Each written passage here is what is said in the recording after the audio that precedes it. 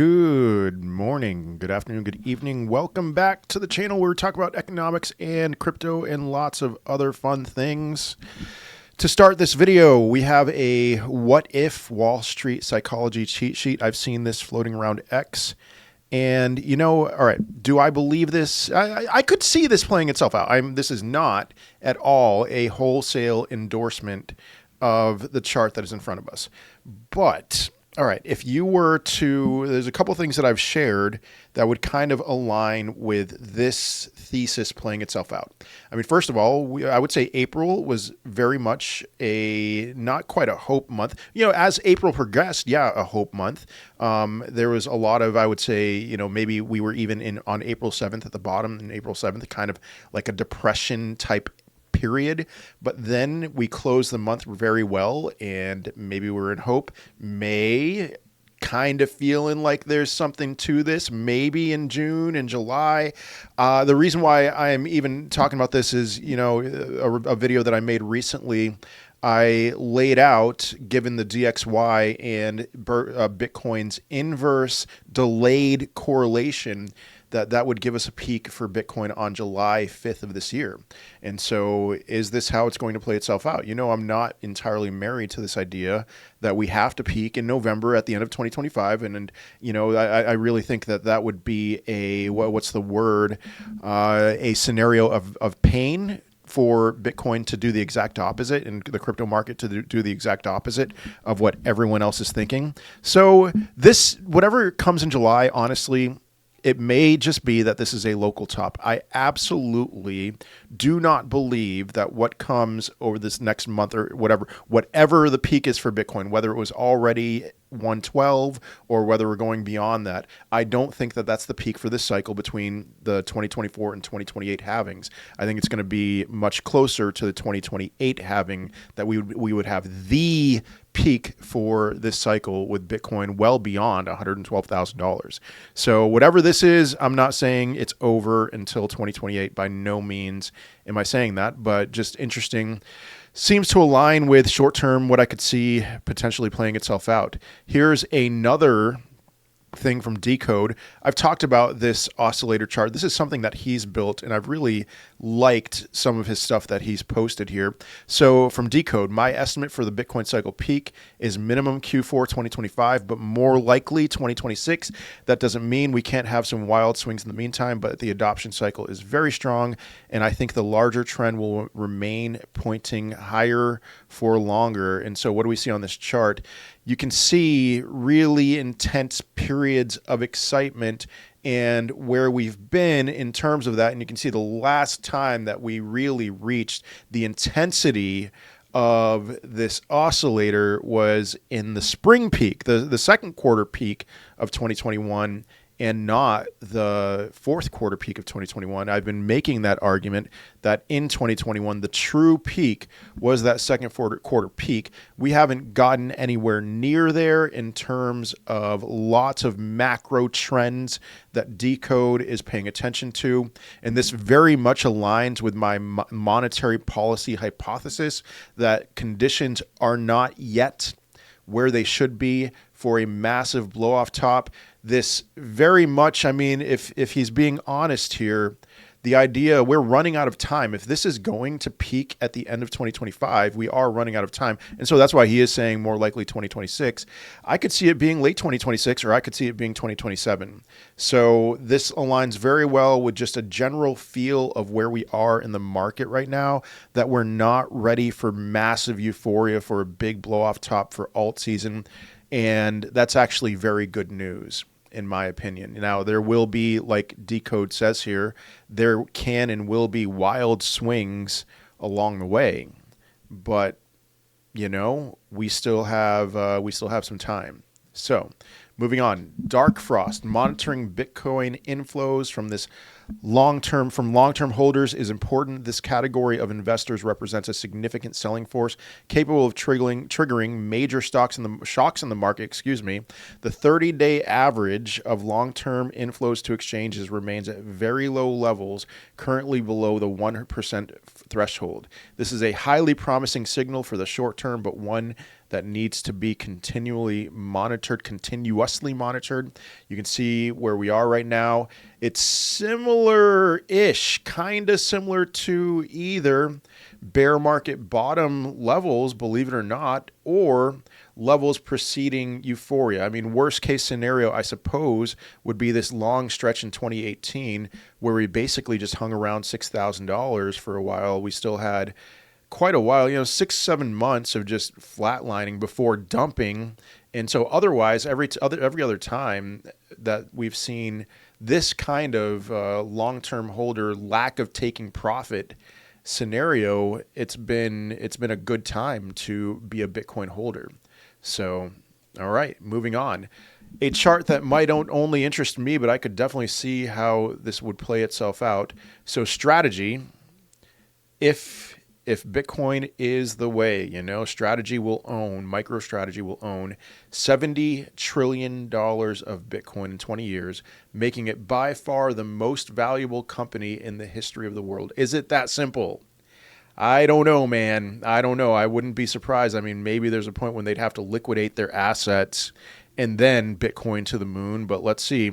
Bitcoin treasury companies will hold 50% of all Bitcoin supply, way more than most Bitcoiners are prepared for.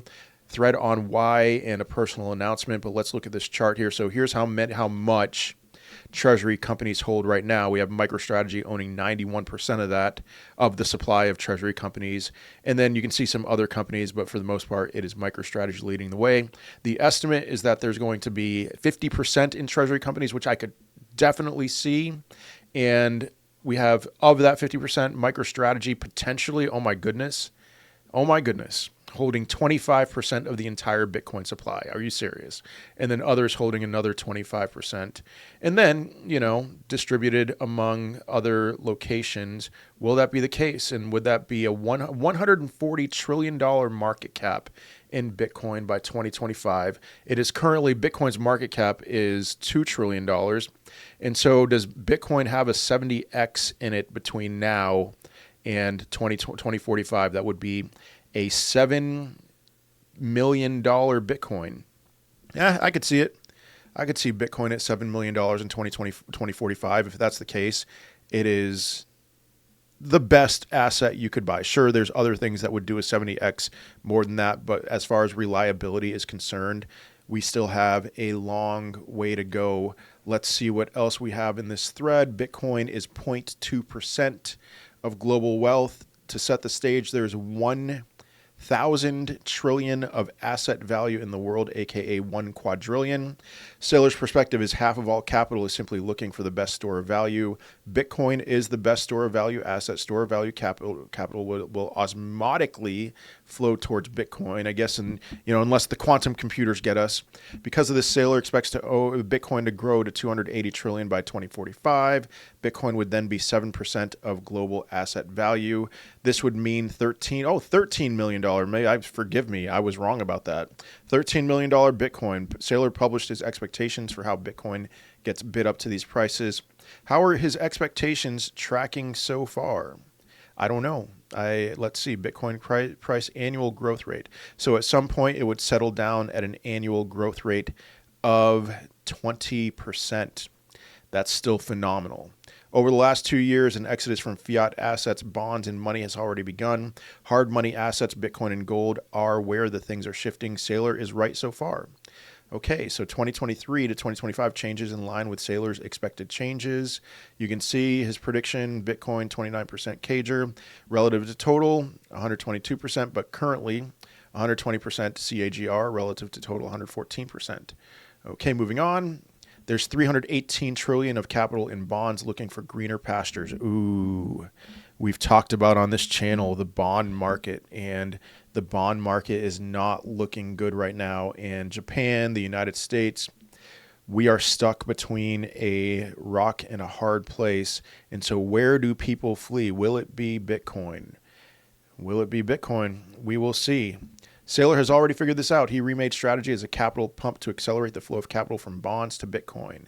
STRK and STRF offer 8 and 10% yields to bond capital starved for attractive yield on risk-adjusted basis. MSTR takes that money and buys Bitcoin. Okay, I'm going to move on, but interesting thread here from Jesse Myers. Give it a gander, and we'll move on. Swissblock, sellers anyone. Bitcoin just hit a new all-time high. I talked about this a little bit with long-term holders, and selling pressure is nowhere to be found. No big profit taking, no panic.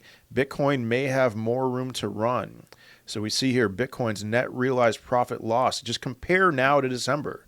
That's all you need to do. Look at December, November, January.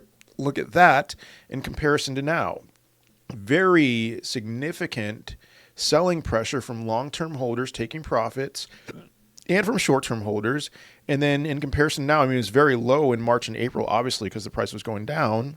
But you compare that to now, and it's just slightly elevated. It's nothing even close to where it was at the peak in November and December. Moving on, 300K per Bitcoin for end of June expiry is now the most popular call option. 620 million in notional value. Do I believe that Bitcoin is going to get to $300,000 by the end of June? You should know by now that no, I do not believe that. So why would so many people be putting bets down that Bitcoin would get to $300,000 by the end of June? Well, I'm assuming that those options are very cheap and it is above zero chance. Is it an above zero chance that Bitcoin would get to $300,000 by the end of June? I'm going to say yes, that it is not a 0% chance. There are lots of things that can always happen to send Bitcoin's price parabolic. I mean, it's similar to the end of 2017. There were plenty of points at the end of 2017, September, October, November of 2017, where if you asked me if Bitcoin would get to $19,000, I would have said there's very, very little chance. And yet it got almost to $20,000. So could this be that time? I don't think so, but an above zero chance, absolutely. Confessions, I round-tripped $4.7 million on Fartcoin and sold the bottom. I wake up every day hopeless and depressed. Just your daily reminder, don't be like this guy. Don't be stupid. If you have $4.7 million worth of Fartcoin, you should sell aggressively. My goodness. All right. Just why? All right, moving on. I know a wealthy man. This is exactly what we were talking about. Let's go back to Jesse Myers, his argument as to why MicroStrategy will be the wealthiest company in the world. This is what's happening right now. I cannot express this enough. There is a significant shift happening right now where the trust in fiat currencies around the world is eroding very quickly. Very quickly. So where do we go from here? And it may be that Bitcoin I think that Bitcoin's the best option, but it may be that the general public understands that Bitcoin is the best option, which means that there needs to be a significant repricing of Bitcoin, and gold obviously is going to be a place where people flee to. So there needs to be also a significant repricing of gold. But this is really fascinating to me from Stack Hodler. I know a wealthy man who has the majority of his portfolio in long-term U.S. Treasuries because it offers predictable income. I explained exactly why that was a risky strategy in November 2022. 4% of income is a mirage if the currency devalues by 10%, and you could be holding hard assets that are going up 20 to 40% instead. I suggested at least adding some Bitcoin as a hedge to his overweight bond portfolio. I spoke with him yesterday, and it's the first time I sensed genuine concern in his voice. It's about time, old timer. People like him are starting to become aware that bonds are no longer the safe haven they once were. Sadly, his very large portfolio is down 86% in Bitcoin terms since I laid it all out for him. But if he makes a move now, he's still ahead of the majority of wealthy folks who are still lulled into a false sense of security about income from their safe, quote unquote, safe treasuries. So this is going to happen. This is a wealthy man who thinks that 4% annual yield is a good thing in this day and age, which it is not. I am telling you, and most of you know that already because you're not dumb. And I'm not saying he's dumb either. But as people start to wake up, and we are in the early stages, people are not awake. They are still asleep at the wheel. But as they start to wake up, they are going to flee to safety. And when was the point that you should have woken up? If you have woken up by now, it was after the COVID crash. I've talked about that, the great debasement of 2021 and 2020. And there will be another great debasement of fiat currencies, especially of the US dollar, but fiat currencies around the world. That's only going to make it more imperative that you flee to hard money like Bitcoin and gold. But let's move on. In today's S is going to hit the F chart. I talked about this in 2022 with the Silicon Valley Bank collapse, and nothing has gotten any bit better since then. So breaking, not really breaking, but of course, bar chart, you're going to say breaking. U.S. banks are currently facing $482 billion in unrealized losses, an increase of 33% from the prior quarter. With rates now skyrocketing, these losses are going to increase. Banks, particularly small banks, are in trouble. Look at this. Look at this chart. Unrealized losses. Unrealized losses on investment securities. So here's what happened. After the COVID crash, the Federal Reserve convinced, they hoodwinked these banks. Lots and lots of banks. Just buy treasuries, just add bonds to your portfolio, and it'll be okay because inflation is transitory, right? Remember that? And yet, here we are in 2025, and these same banks that trusted the Federal Reserve are sitting on massive, massive amounts of unrealized losses, and the bond market is getting out of control. The bond market is out of control right now. They cannot, unless the Federal Reserve and the Treasury print trillions of dollars, unless they print trillions of dollars to bring rates down for for a few months, maybe a year and a half if they're lucky, so that they can lower rates and refinance these debts. But after that, it's Armageddon, I am telling you. And so what does that mean long-term for Bitcoin? That means long-term bullish for Bitcoin, but we may have to suffer some pain first. At some point, that pain is coming. And maybe we won't suffer. Maybe we'll just all flee. Now, stock market related, I do want to talk about this. We are at a very key moment in the stock market. Are we in the middle, or have we put in a lower high in the stock market, or are we going to have a V-shaped recovery? And you can see decision time, NVIDIA, Tesla, Meta, Amazon, and decision time in the S&P 500. Here we are. So is this a lower high? Well, is it a higher high? Is it a higher high than this higher high from March?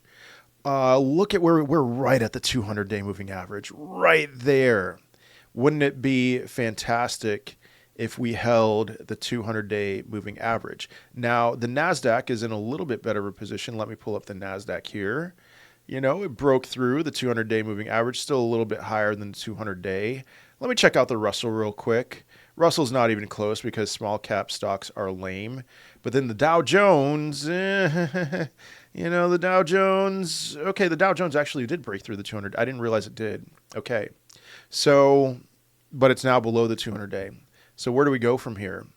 It's going to be, give it another week or two to determine, is this a V-shaped recovery or is it not? If it's not, you could even see inverse head and shoulders here in the Dow Jones. But if this is not a V-shaped recovery, we are at a local top. We're very close to it. So crossing fingers, praying prayers, holding hands, singing Kumbaya. Lots of reasons to be bullish right now and some reasons to be cautious. I admit to both of those. But anyway, that is all I have for today. I hope you have a wonderful day, a wonderful rest of your week, and I will most certainly be seeing you in another video.